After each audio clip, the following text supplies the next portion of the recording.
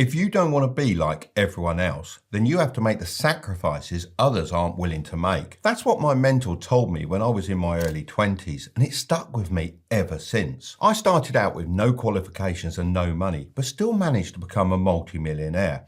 And a big part of that was down to avoiding the 7 things I'm going to be sharing with you today. The first thing to avoid is working for only money. Imagine for a moment that you got a boring but well-paid job. You quickly start stacking some nice cash as your earnings grow. Your friends will think that you're absolutely killing it, and your parents will probably be pretty proud too.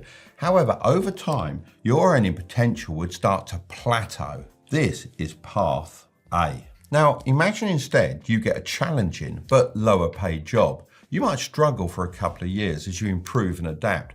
You may even struggle to pay the bills. Your friends will probably think you're falling behind, and your parents may not agree with the path you've taken. However, over time, your earning potential will start going through the roof.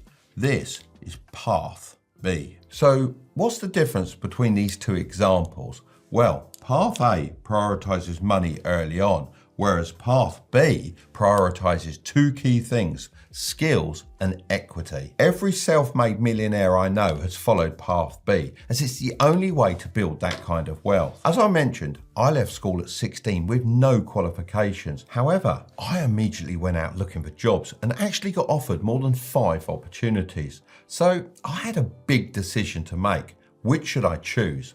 I decided to become a carpenter's apprentice. The pay wasn't great, but I knew the skills I'd learned would be extremely valuable, so I prioritised those. There was no way I was going to get equity in the business, but at least I was working for more than just money. That job taught me a lot, and although I was forced to quit after being relentlessly bullied by my manager, I still use many of those skills today when I'm designing my best-selling brand of radio-controlled planes that I sell across the world. By learning a wide range of high-income skills, it makes it almost impossible for you to ever be broke again, as you become your greatest asset. I like to think every job I had when I was younger added to my skill set like a Swiss Army knife. Nowadays, I'd recommend prioritizing online-based high-income skills such as copywriting, video editing, and coding. The demand for these skills is only growing, and I can speak from experience that there is a huge skill shortage at the moment. Sure, there are lots of people doing those things. However, 99% of them are just not up to standard. Honestly, your competition really isn't that tough. Now, let's move on to the second thing, equity. This just means owning a percentage of a business so you can benefit from the profits. My radio control model brand is a perfect example of this. You can gain equity in a few different ways. The most obvious way, and the way I did it, was to start the business myself. However, you can also gain it by working for it if you're extremely skilled in certain areas. This is known as sweat equity. Lastly, you can purchase equity in certain businesses, although I wouldn't recommend this as much unless you have the skills that can help accelerate that business forward. My friend Simon Squibb often goes around in public telling people to start their own businesses or ask for equity from their boss. While I 100% agree with the sentiment, you need to have some self-awareness with this. Firstly, it's worthwhile working for someone to gain skills before starting a business of your own. Secondly, you need to be realistic. I didn't think for a moment that I'd get equity in the carpentry business when I was an apprentice. So when you ask, make sure you have a solid case for why you deserve it and how you can add value to the business instead of just taking from it. You need to first focus on becoming someone worthy of equity. The main takeaway here is that too many people get blinded by money, forgetting the importance of skills and equity. This is the biggest trap. The more you obsess over earning just money, the less you'll likely make in the long run. The second thing to avoid is buying a luxury lifestyle. Picture yourself cruising through Dubai's sun-drenched streets in a bright yellow Lamborghini. You pull up to a swanky restaurant and order a $500 fillet steak without batting an eyelid. How does imagining that lifestyle make you feel? Pretty successful, right? Well, here's the truth. Most people you see living this way are far from successful. The majority are paying for cars they can't afford, taking trips to Dubai on credit cards they'll spend 5 months paying off, and ordering steaks at Salt Bay's restaurant that leave them with a bill they can't handle. These people are living a lie, pretending to be rich while drowning in debt. It's all smoke and mirrors, as it's much easier to impress others on social media than build real wealth. Seeing people live these luxury lifestyles might tempt you to start playing the flexing game too, as you feel like everyone is living a better life than you. However, this is far from the reality. In fact, 37% of Americans can't afford unexpected expenses over $400. 39% worry they can't pay their bills, and 60% of American households can't afford to buy a new car. Once you've made your millions, you can buy whatever you want. That's the point of becoming wealthy.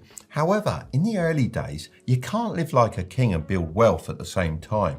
Instead of buying depreciating items like flashy cars, designer clothes, and dining in expensive restaurants, invest in assets such as stocks, shares, crypto, and real estate. These assets will increase in value and generate income that you can then use to do whatever you want. The third thing to avoid is doing everything yourself. You might be really great at what you do, but no matter how hard you try, you'll never be able to outcompete a group of talented people working together. Look at anyone who's made it big in sports or business. If you do some digging, you'll see they all had help. Let's take Elon Musk as an example. On the surface, it might appear like he's a genius entrepreneur who's achieved everything single-handedly. However, that couldn't be further from the truth. He was part of the group that launched PayPal. When eBay acquired PayPal for $1.5 billion in 2002, these newly wealthy tech experts spread across the industry like a virus. Now they're known as the PayPal Mafia, as they've become such a powerful group.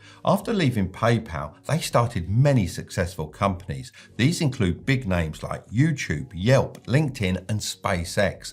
They often invest in each other's projects and give advice. But what if you're not aiming to launch the next billion-dollar company and instead just want to earn some extra money with a side hustle?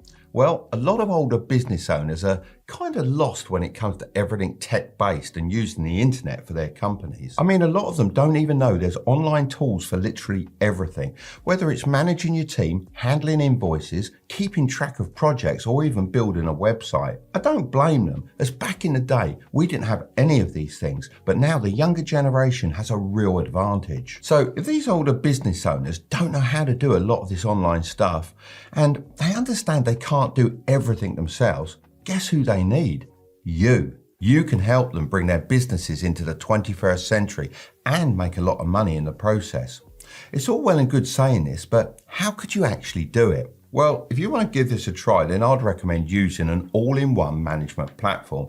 Odoo is a great choice as it includes the tools I just mentioned and more all in one place. Here's a great example of a website that needs a proper update. It looks like it was built over 10 years ago. Let's jump on Odoo and make something a bit more up to date. So I'm going to go over here and select the e-commerce app option.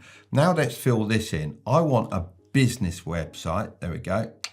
And I want for my gardening business. After this, I've got the option to choose my color palette here, but instead, I'm just going to add their logo so that Odoo just builds a palette based on their brand colors. Now we've got to pick a theme. All these look pretty good, so let's go with this one. I can use the drag and drop feature to easily edit the page and customize images. They also have this cool AI tool to help me out with words. Let's fast forward about 30 minutes and I'll have something pretty cool to show you. Check this out, it's way better than the old website in my opinion. You can make some serious cash helping out older business owners with all the different apps on Odoo, or even use it to manage your own business. I reached out to Odoo to see if they wanted to sponsor this portion of the video. They agreed and are also giving you your first application free for life with unlimited support and hosting. And the cherry on top, Odoo offers a personalized domain name for 1 year. So if you want to give this a try, then check out the link in the description. The fourth thing to avoid is having too many inputs. Do you ever feel like you're being pulled in a million different directions? This happens with everything in life, from side hustles to fitness training. Everyone seems to have a different opinion on what you should be focusing on. It can look a little bit like this. This is you, and these are the people telling you what they think you should be focusing on.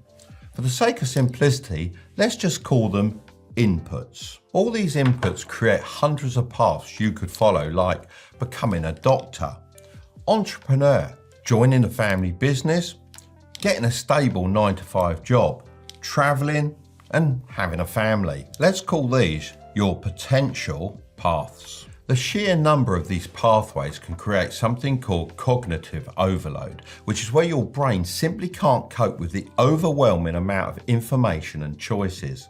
So what's the solution? Well, I've always started with my end destination in mind and worked backwards. Of course, I didn't know exactly what I wanted to do in the future. However, I had a decent idea. I then made sure to only listen to inputs that helped me reach those targets. The clearer your goal, the easier it becomes to select the right inputs to help you achieve it. So limit the number of opinions you receive and prioritize quality over quantity. Most people have too many opinions being thrown at them, but not from experts.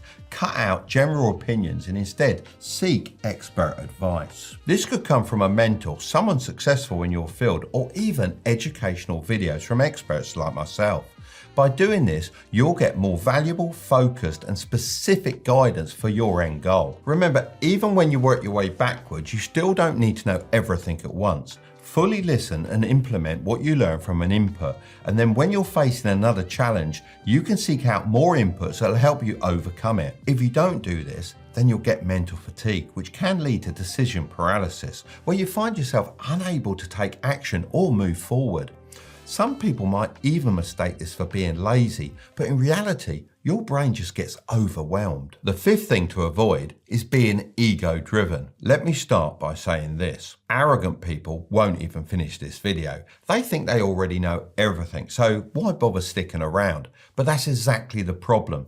Arrogance blinds you to the opportunities that could genuinely change your life. Ego-driven people are often too focused on the big picture, constantly dreaming of the end goal. This might sound productive, but it's a dangerous trap. When you're always looking too far ahead, you end up overlooking the small but crucial steps that lead to true success. For example, some might be tempted to scroll through this video just to see all 7 things rather than sitting down and actually absorbing the knowledge in each one. But by doing so, they miss out on the valuable insights that could fast track their journey. When you're too egotistical, you start to believe that you don't need advice from others, especially those who might know more than you. You might dismiss the wisdom of people who have already walked the path that you're trying to take. But here's the truth.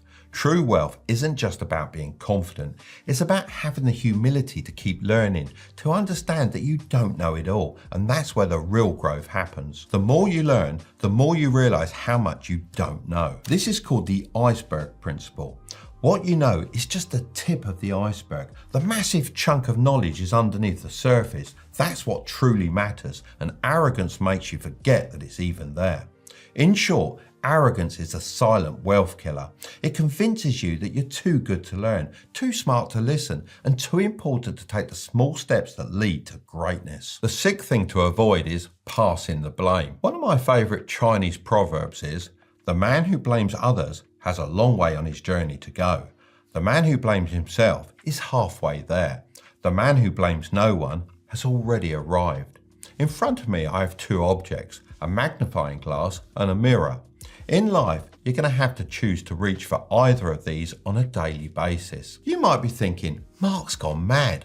But let me explain. If you choose to pick up the magnifying glass, it gives you the ability to hyper-focus on other people. This is a dangerous path as it leads to the blame game. Look, I do kind of get it. When anything goes wrong in life, it's natural to want to pass the blame onto someone else. Anyone but yourself. I'm sure there's been times when you've blamed your teacher for a test you failed, even though you spent more time binge watching Netflix than actually studying. Or maybe you passed the blame on to the traffic for being late, even though you left the house 10 minutes later than you should have. But here's the thing. These small instances of blame don't stay small. Over time, they grow into a habit that's hard to break free from. I'm sure you've seen people say stuff like, the government hates young people, the system is rigged against people like me, my boss doesn't like me, I'm not rich enough to start a business, and life didn't give me the right opportunities. The more you reach for the magnifying glass, the bigger your excuses become. However, if you pick the mirror, then you instead focus on the stuff you can actually control, your own thoughts and actions. So to embody the wisdom of the Chinese proverb, to be the person who has already arrived at their destination, you need to pick up the mirror, not the magnifying glass. The seventh thing to avoid is staying static. This is your comfort zone, where you retreat seeking safety and security. Notice how there are no gaps in this circle, almost like a self-imposed prison with no way out and no way to grow. If you're currently here, then you're not alone. According to some studies, over half of Brits don't leave their comfort zone, and 45% of them are worried that one day they might regret it. So what can you do to break out of this prison?